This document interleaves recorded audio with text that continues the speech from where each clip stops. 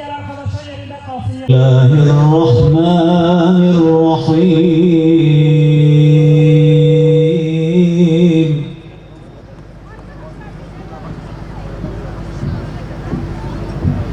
Subhanellezî esrâ bi'abdihi leylen minel mescidil harâmi ilel mescidil aqsâ. الأقصى الذي باركنا حوله لنريه من آياتنا إنه هو السميع البصير. 70 günden fazladır kardeşlerimiz bombardıman altında. Kardeşlerimiz her gün katliama maruz kalıyorlar. Ama direniyorlar, direniş gösteriyorlar, zalime boyun eğmiyorlar. Bizler de Filistinli kardeşlerimizle gurur duyuyoruz, şeref duyuyoruz.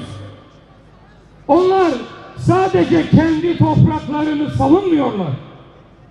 Onlar sadece kendi insanlarını müdafaa etmiyorlar. Bizim, sizin, hepimizin izzetini, şerefini ve namusunu müdafaa ediyorlar. Bizler onların Müslüman kardeşleri olarak elimizden geleni yapmakla mükellefiz. Bugün o yüzden buradayız. Bugün İbrahim Halilullah'ın topraklarında, bu bereketli topraklarda adaletin, izzetin ve imanın şanını göstermek için buradayız. İnşallah Filistinli kardeşlerimizle gurur duyduğumuz gibi, sizlerle gurur duyduğumuz gibi şuurunu, cesaretini ve imkanını arttırması duasıyla yarın bir gün hükümetlerimizle de gurur duyacağız inşallah. Takbir! Bu zilleti, bu sinmişliği, bu acizliği 2 milyar Müslüman hak etmiyor. Bütün insanlığın ayağa kalktığı bu günlerde, evet, o batılı zalimlerin, o Siyonist yardakçılarının ve azmettiricilerinin bütün imkanlarına rağmen bütün insanlık doğudan batıya, kuzeyden güneye ayağa kalkmış durumda. Dini, dili, mezhebi, kavmi ne olursa olsun herkes insanlık ortak faydasında bugün buluştu. Şanlıurfa için bugün burada ümmet adına 20 yıl Siyonist zindanlarında bedel ödeyen Hamas yetkilisi, sizin onlara olan sevginiz için bugün aramıza Şanlıurfa yine şanına yakışanı yaptı. El-ehlil ahibbe fi vilayet Şanlıurfa tahiyyetun lekum min ihvanikum ve abnaikum ve ahavatikum ve banatikum في غزة الصابرة تحية لكم من كتائب الشهيد عز الدين القسام من قلب الأنفاق إليكم. Ey benim Şanlıurfa'daki kardeşlerim ve ehlim, sizlere Gazze'deki kardeşlerinizden, bacılarınızdan, tünellerin kalbinden sizlere selam getirdim.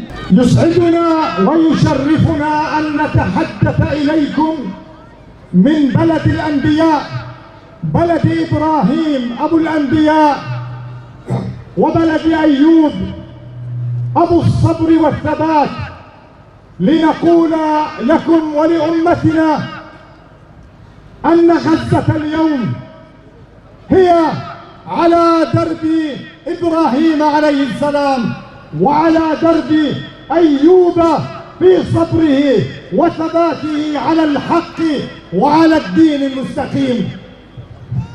Kardeşlerim, bizleri şu mübarek Şanlıurfa, Peygamberler şehrinden, şu Şanlıurfa'dan sizlere seslenmek bizleri sevindiriyor kardeşlerim. Ki bu belde Hazreti İbrahim'in beldesidir. Putları kıran Hazreti İbrahim, sabır ehli olan Hazreti Eyyub'un beldesinden sizlere seslenerekten Gazze'nin sabır ehliyle sizleri bir araya getiriyoruz. وهذه الجموع المحتشدة الآن في أوروبا بنسائها وبناتها وأطفالها ورجالها وشبابها ترسل رسالة إلى المجاهدين في قطاع غزة وإلى أمهاتنا وبناتنا في قطاع غزة وإلى القسام في قطاع غزة أن غزة والمقاومة ليست وحدها فمعها أمتها المسلمة. Kardeşlerim, sizlerin şu toplantınız, bu meydanı doldurmanız, ey bacılarım, ey annelerim, ey kız çocuklarımız, ey abilerim, ey yaşlılar, ey gençler, sizin bu toplantınız Gazze'deki Kasam tugaylarına ve tüm dünyaya şunu aykırıyor: Gazze tek başına değildir. Ümmeti Muhammed Aleyhisselatü Vesselam Gazze ile beraberdir. Ve Allah size gönülden sevineceğiniz bir şey daha bağışlayacak. Allah'ın yardımı ve yakın bir zafer. Ey Peygamber, inananları müjdele. Muvahhid ve şerefli Gazze halkını, mücahitlerini ve cihadını buradan selamlıyoruz.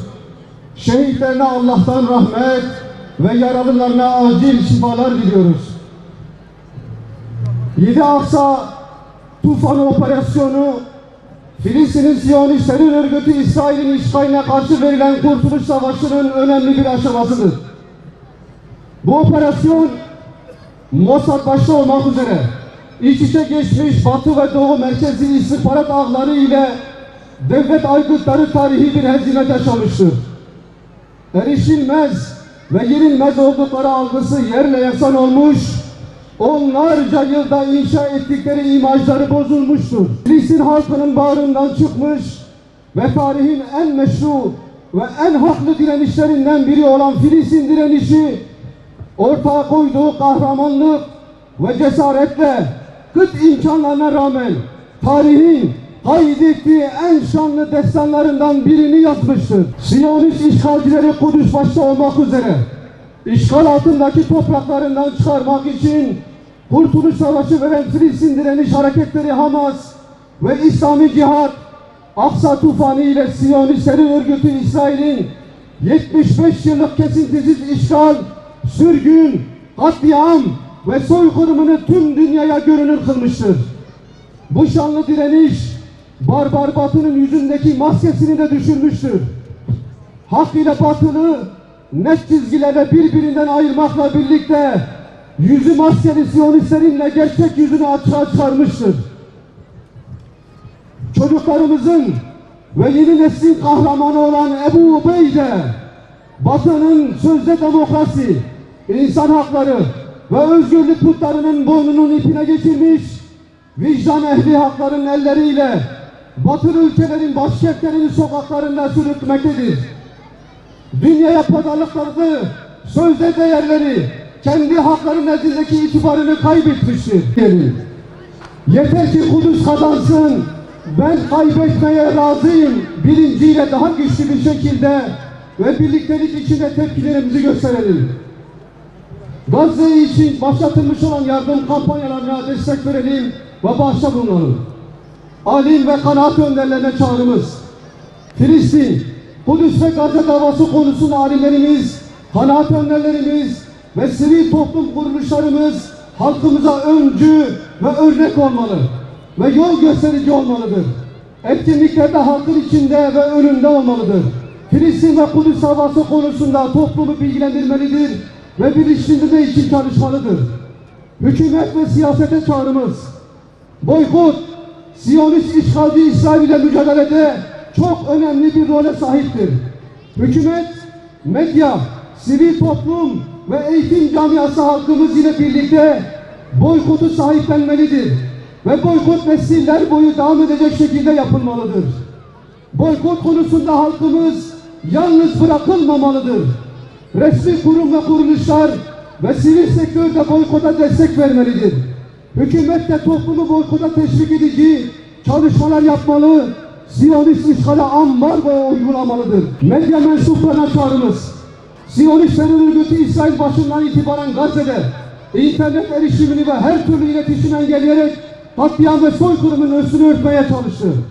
Bu amaçla işgal altındaki topraklardaki vahşeti duyurmaya çalışan 80'den fazla medya mensubu hedef gözeterek şehit etti ve bazılarında darp ve tehdit yoluyla sınır dışı etti. Siyonist kaynaklı dezenformasyonun önüne geçebilmek ve gerçekleri dünyaya duyurabilmek için İslam ülkelerinin yerel ve ulusal medya kuruluşları ve insaflı medya mensupları Gazze'deki vahşet ve soykırıma karşı daha duyarlı olmalıdır. Tekbir!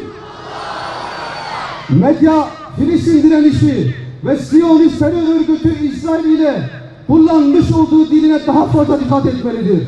Direnişi gayrimeşru ve Siyonist işgali meşru gösteren bir dil ve usluptan kaçınmalıdır. En yüksek sesle haykırıyoruz ve diyoruz ki ilk kıblemiz Mescid-i Aksa'nın ve Filistinli kardeşlerimizin, Gazze'li annelerimizin, bacılarımızın ve çocuklarının yanındayız.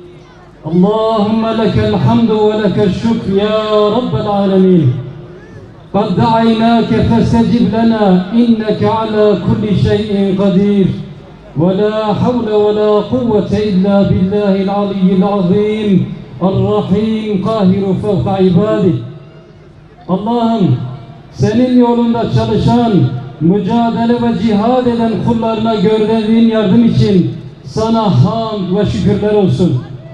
Ya Rab, Filistin'de, Gazze'de, Siyonist İsrail'in işlediği zulümlerden ve katliamlardan dolayı şehit olan 10 binlerce kahramanın mübarek kanlarının hakkı ve hürmeti için, kadın, çocuk ve yaşlıların gözyaşlarının hakkı ve hürmeti için, binlerce yaralının acı ve elemine rağmen sabır ve şükürlerinin hakkı için, Halid Meş'al'in koskoca İslam ümmetinin ve idarecilerinin bir avuç Siyonist karşısında düştüğü aziyeti için döktüğü gözyaşlarının hakkı ve hürmeti için Filistin'i, Gazze ehlini muhafaza eyle. Buyurun. Bağlamda olan bütün arkadaşlarımızı